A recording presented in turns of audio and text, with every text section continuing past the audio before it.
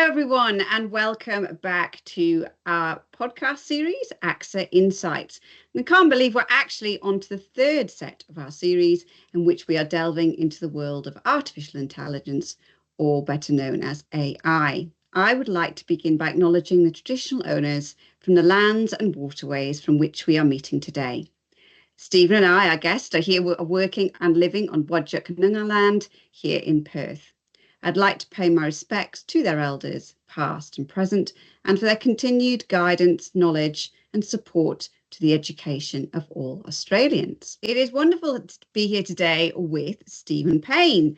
Now, Stephen Payne is a very well-known face to many educators across Western Australia through his work at Standout Education. He began his teaching career as a maths teacher, following his graduation in maths from Cambridge University. Stephen arrived in Australia and began to support the transition into the digital technologies educational landscape.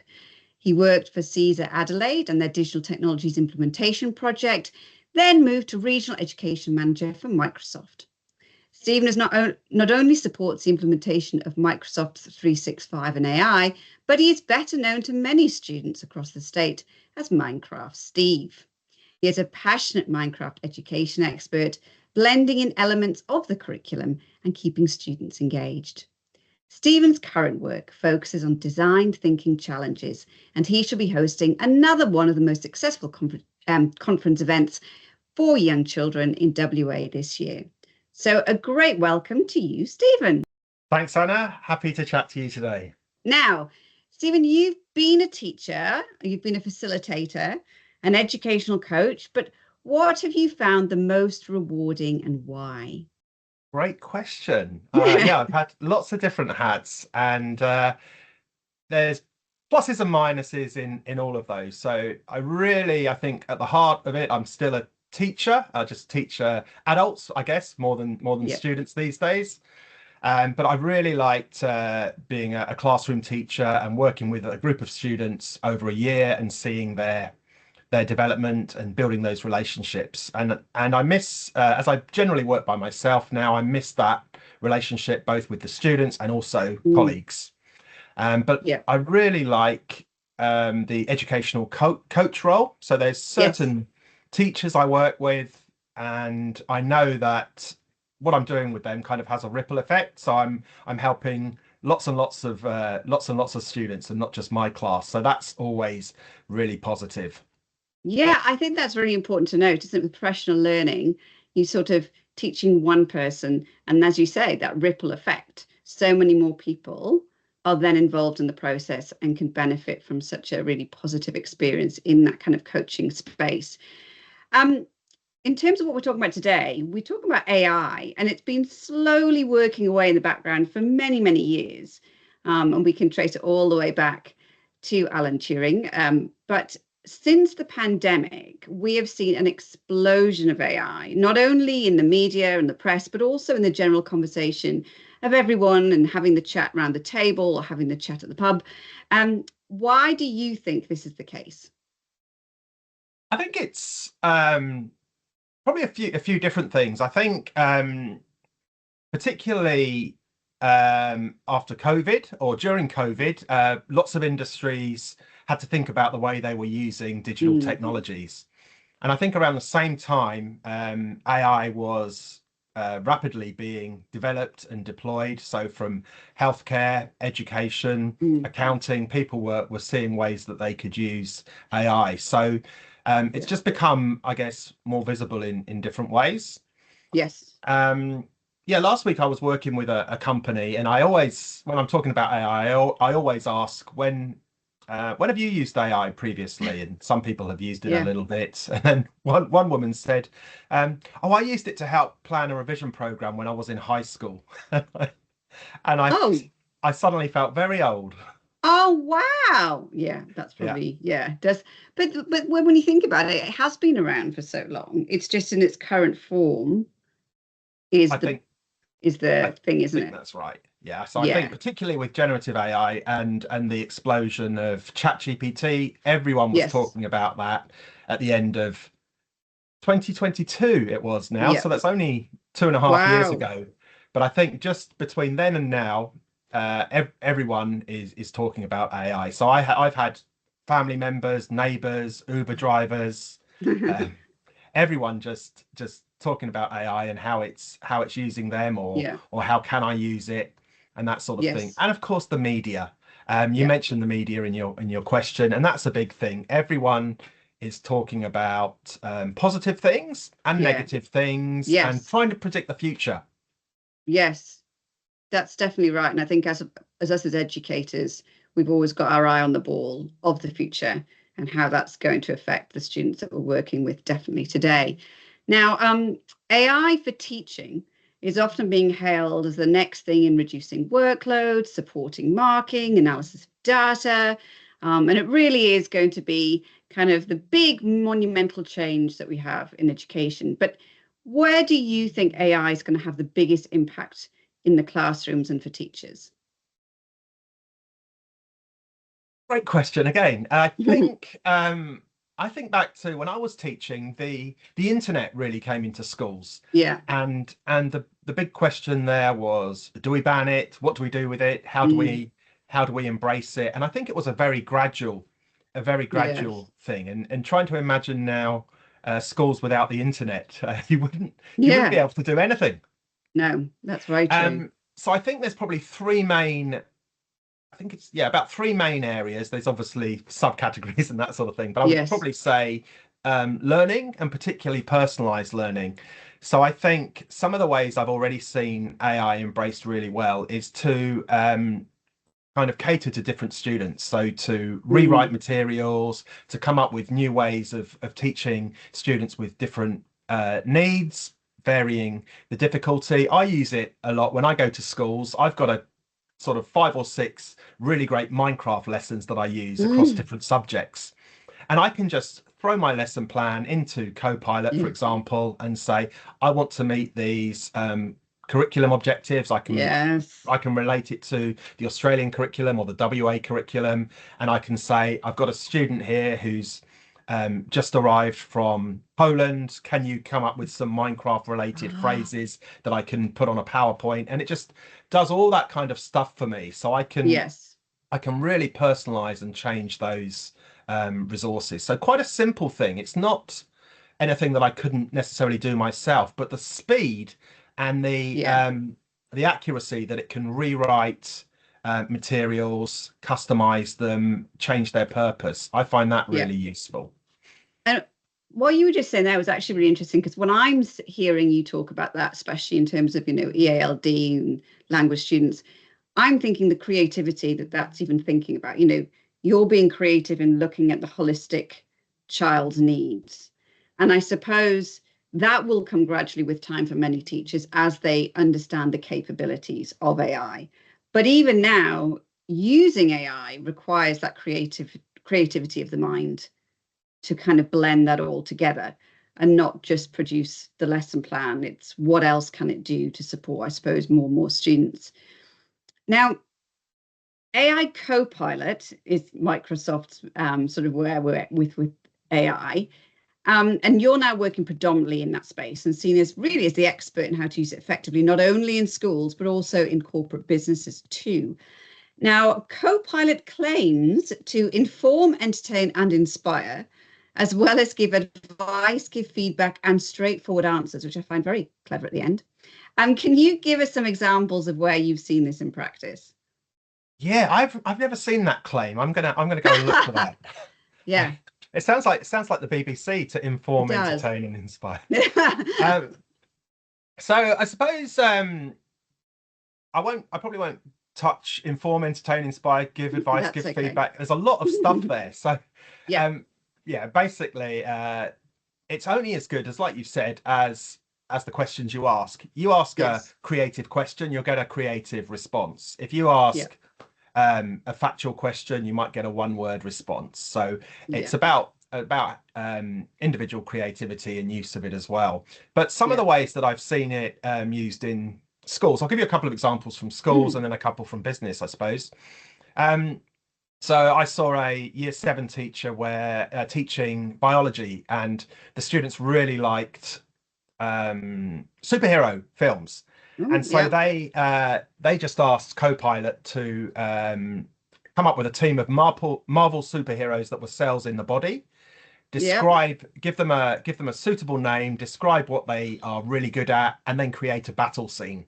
So that is an idea that I may have thought of, but I wouldn't have a clue where to start because I'm not a biology teacher and I haven't Yes. watched many Marvel superheroes films. But what Copilot can do, um, we maybe talk later on about how it actually works. But what it can do Yep. is get information from lots of different sources and synthesize, contextualize, and create new content.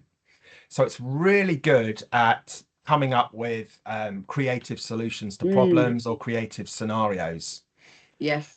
The other thing I do quite a lot is give Copilot a persona. So I tell Copilot, you are a an instructional designer, or you are a historical war reporter, and Yeah. write in that persona.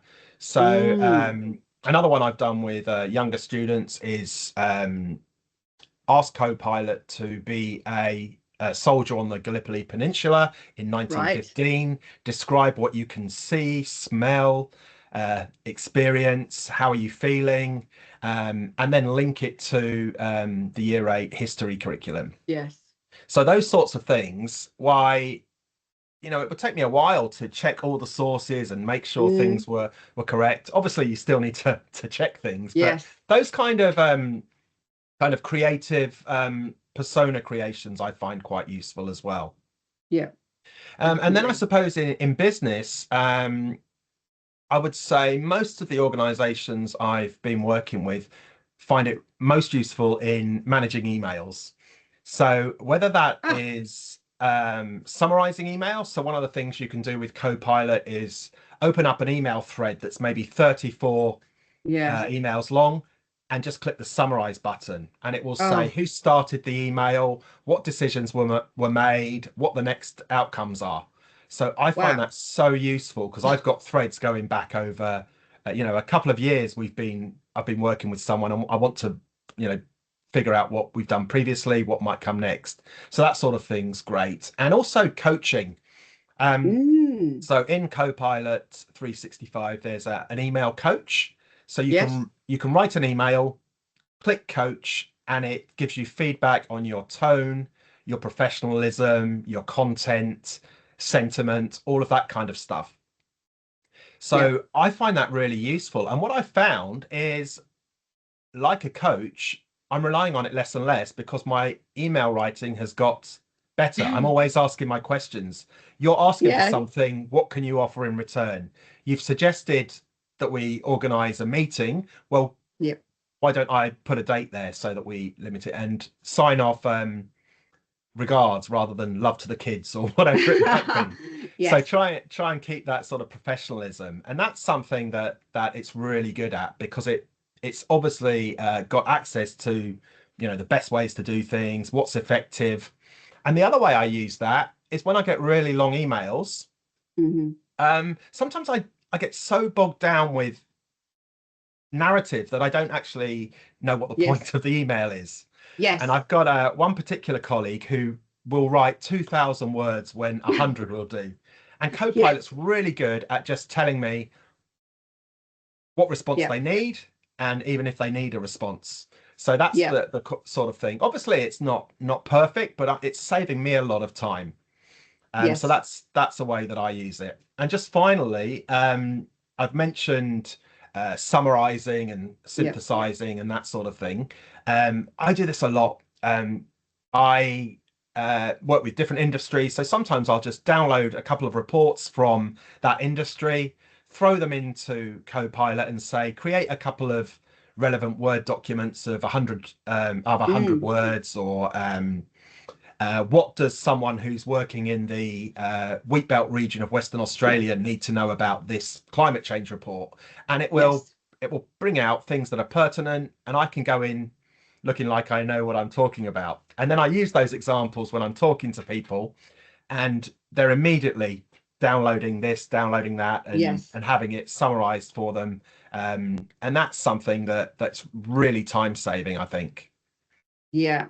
It's interesting you talk about that there. I think you touched on it a bit when we were talking about the examples in schools, and that idea of having to check. You can get this kind of report, but then the teacher, you have to do that checking. So it's not a straightforward throw it out there, that's it. And then just when you were mentioning that, I think giving yourself a bit of discredit there, because you are by naturally very intelligent guy who knows what he's doing, got a lot of experience, and has that ability to have that lens onto what's being produced and to double check and to sort of have that kind of, oh, this doesn't make sense, I'll just double check elsewhere, or to have the kind of multiple layers to cross match. And I think that's one of the key things that we're seeing with AI, or the biggest criticisms of AI, is that level of checking and the thoroughness that comes out from this product that's spewed out at the end, or what people see it as very transactional response. But there's a lot of people in this space now, especially in teaching. There's a lot of strong competitors. We're seeing organizations and companies coming out with these programs where you type in what you want, it's going to pull it out, and you can click on whether you want it for this group, that group, or the other. And it's becoming very commercialized.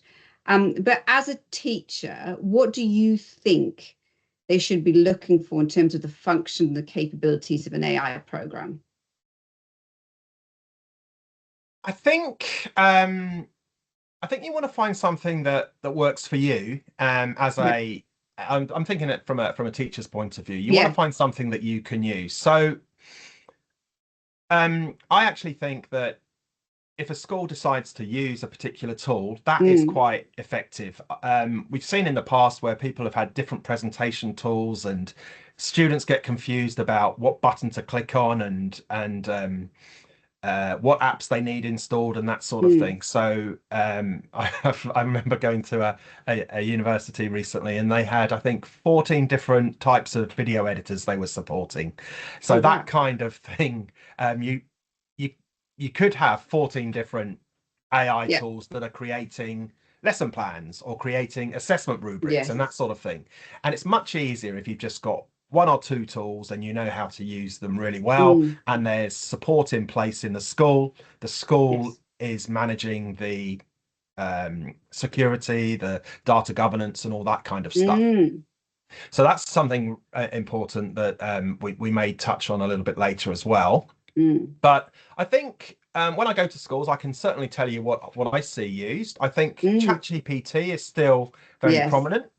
The first kind of cab off the rank, and people are using that, and it's quite synonymous, I suppose, with the generative AI, if you're asking questions and getting responses. So sometimes, even if I'm using Copilot or another tool, I'll just say ChatGPT when I'm talking to a neighbor or something. But then there's also a lot of tools that have been around for a while, particularly around creating quizzes and lessons. I've used Kahoot and quizzes with students and with adults, and they now have AI tools built in to create new experiences, or to extend or personalize the questions. I've used Kahoot a little bit, so I've just typed in a curriculum outcome from the Australian curriculum, and it's come up with a quiz on it. Great.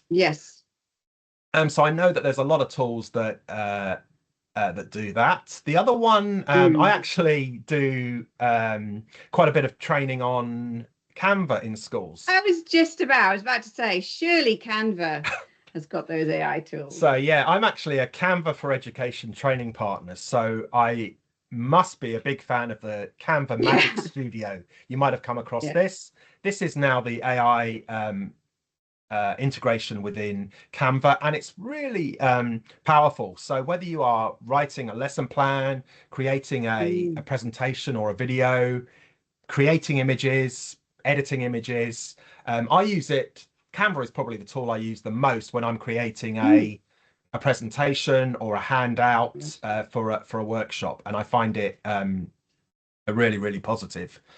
And then the one that I see a lot, or mentioned quite a bit, is Magic School AI. It's quite a big I'm not actually sure where it's based, but it's quite a big company. I see they advertise quite a lot. I used it when it first came out, but it's got Yeah. so many options, and I'm sure it's got more. I haven't used it for about a year, but it's got lots of Yeah. things like grading, writing lesson plans, some of the things you Mm. mentioned about tailoring content, Yeah. lots and lots of buttons, but really kind of step by step, create content, write in your Yeah. topic, create a lesson plan, create a handout, create a marking rubric, Mm. all of this kind of stuff. So there are quite a few tools that do that sort of thing. But I just realized I was Yeah. giving you some examples there, but didn't get to the question, which was I think about what sort of things teachers should be looking Yeah. for. So yeah, I kind of touched on that at the You have. start, but Definitely. um I think really you want to not have access to hundreds of kind of AI tools. Yes. If they're built into different products, that's fine. And if it's intuitive, but if Mm. it's, click this button, you need to do things in this format, that can be confusing. And we want students and teachers to concentrate on learning or teaching. We don't want them to concentrate on learning and yet another Yes. IT tool. Yeah, I think that's a really big thing you're mentioning, because I think a lot of teachers, and this has come from the digital technology space, is don't feel comfortable because they don't have the knowledge. And what we've seen with that boom in generative AI, especially, is that students are well ahead of the game in many aspects, and we can't be expected to know every AI tool so that we're ahead of the children. Like, we have to work alongside them, which I think is that really important part. And there is also, when you're talking about all of the tools that are available, teachers don't have the time to invest and say, well, this one's better than this one. And you're saying that intuitive nature is kind of what works best for you. But I think that's probably the catch up the lag, isn't it? I know my own son does it through Snapchat, which I think's so bizarre, when he's obviously, you kind of thinking that's a social media tool, but also so much now is integrated into everything. And Canva, we've seen that explosion, and children, how quickly they can do it. I know myself, I find Canva quite tricky, so I might have to have a session from you, a lesson with you, Stephen. But I don't think it's intuitive, and it's the same. Children, though, however, my children find it so easy. So yeah, it's a big, vast landscape we're trying to navigate, definitely. But what we are definitely seeing is a significant amount of funding in this space. In late December last year, $4 million was allocated to WA for AI in use in healthcare and innovative medical advances. So we also have seen the federal and state governments here in WA have launched a collaboration with 8 schools to look at AI implementation. But when you think about it, 8 schools is not that many. So how do we foresee the future looking, not just for those 8 schools, but schools all across the country? Yeah, I don't know much about this program. I've heard a couple of things and I've seen a few Yep. headlines, but I've also Yes. seen individual schools doing amazing stuff by themselves. Yeah. I work with government schools and independent schools, and I've seen great things in both. And I've also seen schools that have not really done anything, and it's kind of sometimes it's left up to the teachers, or sometimes it's Mm. we're not going to touch AI yet. So you do see a mix. But what I think could be positive, if you've got a Department of Education with 1,000 schools or whatever it is, Mm. um, there's some great things you can do there around equity and access. So at the Yeah. moment, I think you've got sort of the well-resourced schools can Mm. maybe commit time and money to training in AI, Yes. and also developing resources and strategies and that sort of thing. Whereas if you've got a system that has Yeah. been tried and tested, you've got best practice, guidelines, you know what challenges there are, you've got strategies. If that Mm. can be pushed out to the remote schools, regional schools, school of the air, send Mm. schools, all of that kind of stuff, I think that can only be a positive. Yeah. I Definitely. think I mentioned their training and professional Mm. learning. So you would hope that part of this, part of the funding goes into professional learning as well. Yes. However simple you make a tool, people do like that face to face. Let's work with your examples. Let's see what works in your context, and provide that. And I think probably community and stakeholder engagement as well. Yeah. If you see something being developed department wide, but also including non-government agencies, particularly in sort of more rural communities or remote communities, you've got to have that positive joined up way. This is a great way of using AI. Yeah. So do things in libraries, in healthcare, in Aboriginal communities, and just show how this can Yeah. be a really positive way that's accessible to all and can benefit you, save you time, improve your life. Yeah, and you've touched a lot on that equity, and I think that's really important. And I think if we look at it from an administrator point of view, and as sort of as an education administrator, what you probably previously saw as the workplace for a teacher or a school workplace is now very different because of the level of expertise you also need in that digital space, you know. And I think that has been where we haven't seen so much equity, because some schools can afford big IT systems, and they can afford to have multiple staff working in an IT environment, whereas others often rely, especially if they're in rural areas, on kind of the system or the server going on in a city sort of 1,600 kilometers away. So that is one of the biggest things I think that we're seeing in terms of the workplace as well in education systems. And I suppose, and you look further ahead, what is that workplace going to look like for our students? You know, the critical need for students to have those skills to support what is going to be a very different workforce from what we were looking at as younger people. But just going back to Copilot, and we've talked a little bit, because I think the biggest fear among most people is not understanding. We have a lot of terminology that people use and kind of make assumptions about AI. Now, what I found interesting when it was talking about the Copilot was that it gives answers to straightforward questions, which I really liked. Could you explain a little more maybe on some of the back end of how AI works in terms of what it generates, where it's collected the data in order to answer those questions? Yes, yeah, I can give it a go. It's Yeah. it's magic, Anna. That's how it is. Oh, it's just like that. Yeah. Who needs all those qualifications? So how I like to kind of I guess a starting point. I'm asked that question a lot, and I normally just say it's like doing it's like it does a Google search, and then Yeah. it reads and clicks on and reads the first 100 pages, Okay. sees what is consistent, Yeah. throws out anything that's clearly an advert or clearly wrong, Yes. and then synthesizes it and publishes the most likely correct or helpful answer. Right.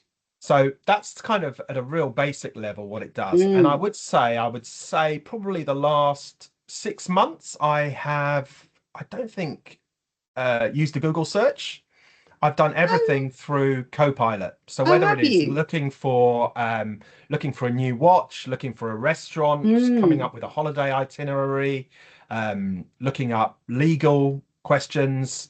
I used to go through Google, click on all the links, read Yeah. through them, and now I realize that Copilot kind of does that for me. So Yes. I use it as my search engine. So let's just have a think about where it gets that data from. So obviously, Mm. searching on the web, it has Hmm. access to books, newspapers, articles, forums, websites. Yeah. And what it's done is it doesn't just go and search those in real time. It's had access to those for years, and it's made connections. Right. So when you're Okay. actually typing into Copilot, it's all kind of done on probabilities. So it's Okay. saying, oh, Anna's looking for ways of managing a podcast better. So what it's going to do is it's going to look at what people have written about podcasting, what equipment's needed, and it's going to kind of make a suggestion based on what's the most Right. likely response in context. So Yeah. what it does is it basically uses natural language processing, or NLP. You may have heard about this. And what it does is Mm. it understands and generates human-like language. So it Right. can Got you. understand the way that people type, the way they write, the way they speak. and so it can present that information in a way that's usable. So it breaks down the text into words and phrases. So if I search for digital technologies, it will see that the phrase digital technologies is often used together, and it's quite often talking about a school subject. So it's going to pick up things like that. It's going to understand the grammar and then the meaning. So it's got words and phrases, grammar and meaning. So the kind of way that we learn when we're young children, learning how to write and how to speak and read and that kind of stuff. So it's able to do that, but it doesn't understand it. It knows what goes together, what kind of makes sense, and it kind of can pull the wool over your eyes in that you are talking to a person, because it's all based on kind of human like analysis. Yes. So that's kind of the basics. It has access to lots and lots of books, articles, etc., and it can kind of simplify that and give you the most likely outcome. So I like to think of it really as a really big lookup table. Yes. So if you've got if you're trying to learn another language, you can look up a word and it gives you the French equivalent, that sort of thing. So if you can think of, you ask a question, what's the largest bird in Western Australia? I don't know, maybe it's an emu or a, I don't know. Depends on your definition of large, but maybe it's an emu. And you'll see, it will have a search and it will see that emu comes up most of the time. Sometimes it will be an eagle, sometimes it will be something else, but it will see that most of the time emu comes up. Or if you're asking a question about how do I deal with a difficult customer, there'll be responses that people have said, like ignore might be, a few people have said ignore, but most people have said empathize, and then it's got examples of that. So it's really just like, imagine a lookup table with a billion questions, a billion answers, and the ones that come up most likely kind of rise to the top, but we've got this kind of clever thing in the background that can put all that together into sentences that make sense. So I guess that's the there's a few things I'm thinking of right now, because there's nothing more frustrating than being on a chatbot with, say, a utilities company or your bank, and the question that you ask, which you think is reasonable, there's no answer to, and then you're at the next stage, you're going, well, what to the next, and that just keeps sending you back for the same, that kind of that loop. But I guess as well, the more input there is from multiple people, the more data that's being fed in each and every day, the changes will happen. And you make that link with the eagle, the biggest bird in Western Australia. And I'm just thinking of the old days where we used to have the Encarta discs that you put on your computer, which were encyclopedias, but were online, and you traipse through them. But I guess the real benefit is when there's been a new species developed, or a new bird that is seen to be bigger, or whatever it was, that input is constantly being there, so that really it's kind of this limitless space where we take it. And hopefully that updates in real time as well, so that we get the right answers to our questions. Yeah, absolutely. And I think, sorry, I'll just say one other thing there. I think the other thing that's really useful is that you can have Copilot or other AI tools that look at specific domains. So for example, if you talked about talking to a chatbot for online banking or something like that, you can imagine that its lookup table has got like 6 questions and 6 answers, and you get the same ones again. I reckon one of the good things to come out of AI will be that will improve dramatically. You can do something with Copilot called create agents. So what you can do is you can have a document library in SharePoint, for example, where you've got manuals for all of the things you support. So I was talking to someone last week about, I think it was, they were doing air conditioning servicing. So we had the manuals for every air conditioner that was possibly available in Western Australia. They had transcripts of training courses they'd been on. they had downloaded websites that had common support questions, and all of this stuff was put in one place. And then the IT department just made a chatbot and pointed it at that document library. Oh, So when you asked a question, it could go through every email, every manual, every website, and provide relevant answers. And then you can ask follow-up questions. So you could just type in an error code. Say, I've got this error code on a Fujitsu 352, and it would tell you what the most common problem was and how many times that had been resolved. So that's a kind of really specific thing, how you can do that with air conditioning servicing, but you can also do that with the Australian curriculum, or you could do that with the teacher professional standards or whatever. So that's another thing that you can do. So it's not just going off and getting information from irrelevant sources. You can focus it on one website or one collection of documents. Yes.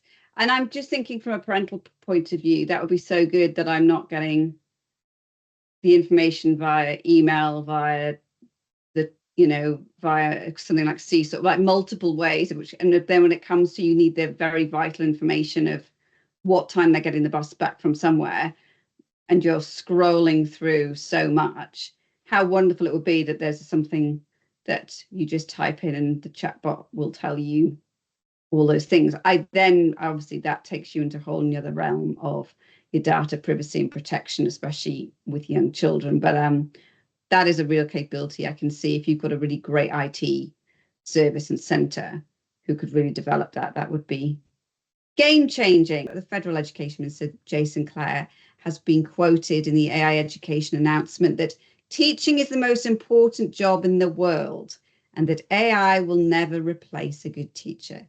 So just reflecting on that statement, but mostly reflecting on your own education so far. Who has been your favourite teacher and why?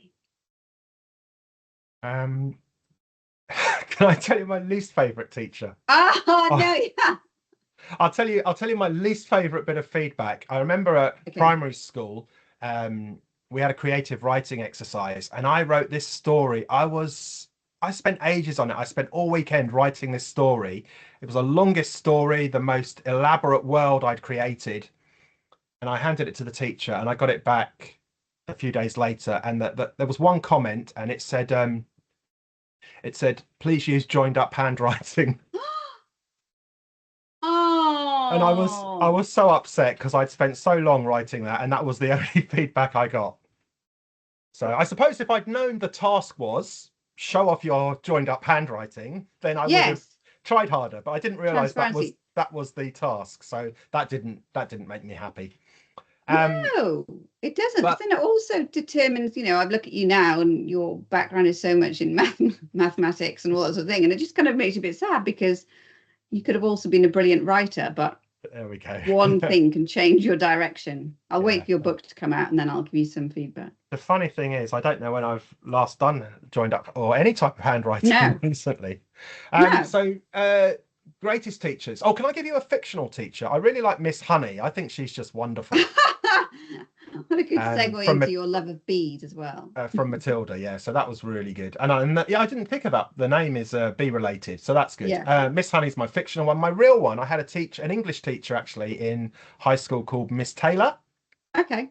And I was always interested in English, but she really was so enthusiastic about all the different poets and playwrights and authors that we were reading.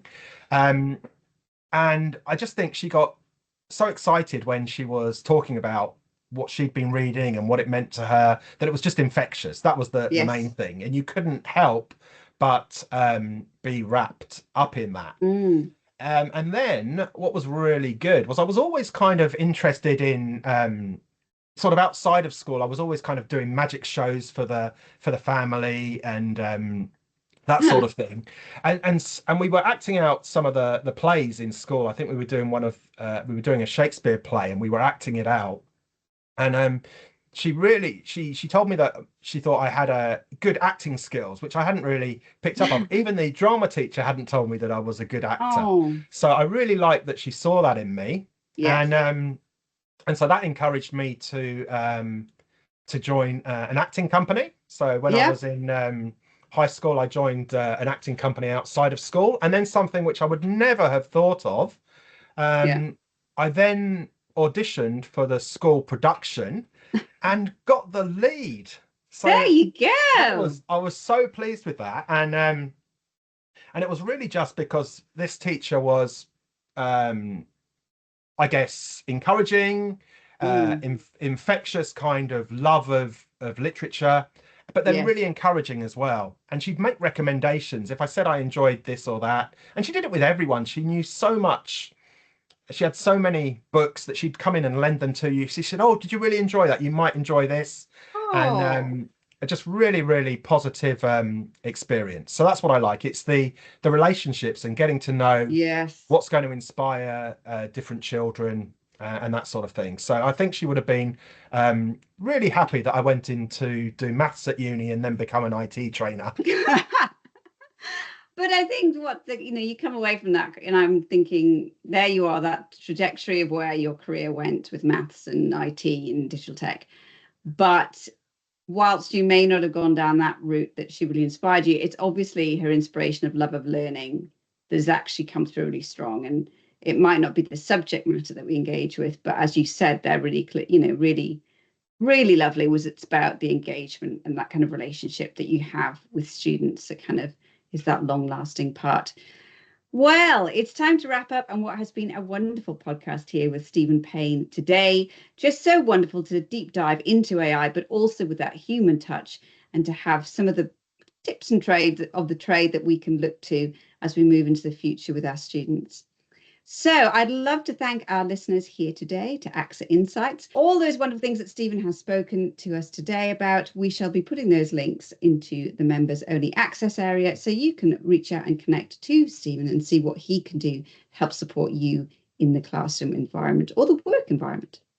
So thank you very much for listening, and I look forward to meeting with you all again soon.